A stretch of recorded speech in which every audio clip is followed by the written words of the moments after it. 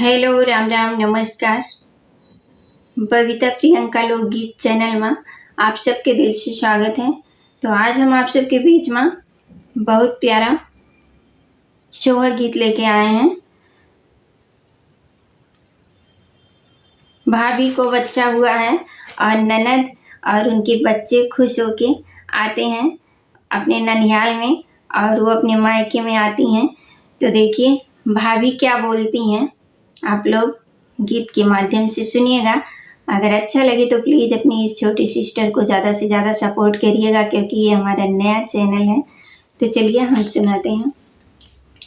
नाचत के आवे नदिया उड़ते आवे, केसर उड़ते आवे, केसरी हो बहिनी की लकत आवे, भयनवा मामा के घरे सोहरी हो बहिनी की लकत आवे, भयनवा मामा के घरे सोहरी हो। बहरे से आमई राजा तो रानी से या रज करे, रानी से या रज करे हो। रानी आवत बाटी बहिनी मारे गर्भ जीनी, बोलियो नी होरी पैया लागी हो। रानी आवत बाटी बहिनी मारे गर्भ जीनी, बोलियो नी होरी पैया लागी हो।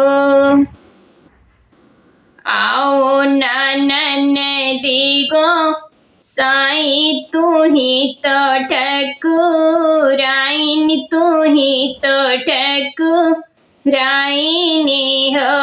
ननदीली जिया लगल मोरे हथवा में कैसे पैया लगाऊं हो।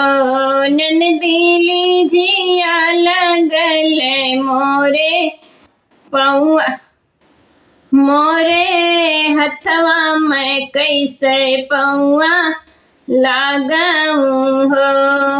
बैठो ना काठ टोलवा भतीजवा दो, लारो भतीजवा दो लारो हो।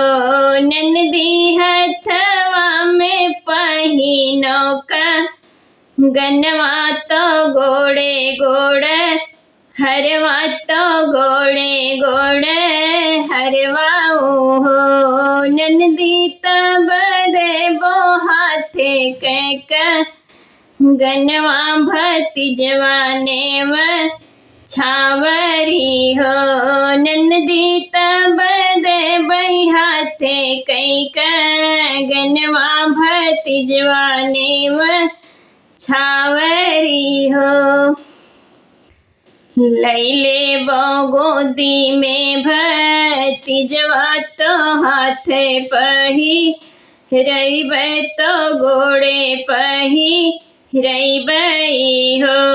भौजी हमल बोगल कह रउआ भतीजवा नेव छावरी हो। भौजी हमल बैगल कह रउआ भतीजवा नेव छावर हो। हरवा तो दिहल मोरे बाप के गढ़ल सो, नरवा तो गढ़ल सो नरवा हो। ननदी नाही देबू गले कह रउआ भतीजवा नेव छावर हो। ननदी नाही देबै गले कह रउआ भतीजवा नेव छावरी हो।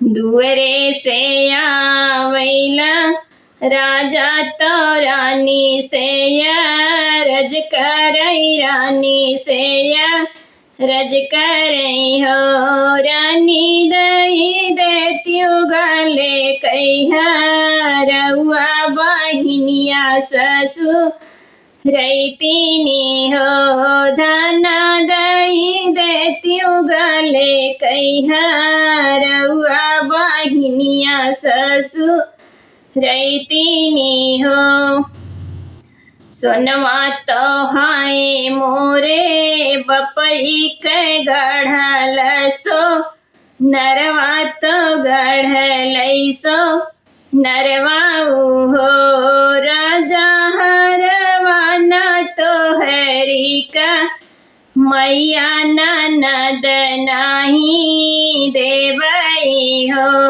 राजा हरवाना तो हरी का मैया ननद का नाही देवई हो ननदी मांगी लेत्यो दुअरे के भाई सिया भायनवा दूधवा पियते नी हो ननदी मांगी ले तो दुअरे के भाई सिया भायनवा दूधवा पियते नी हो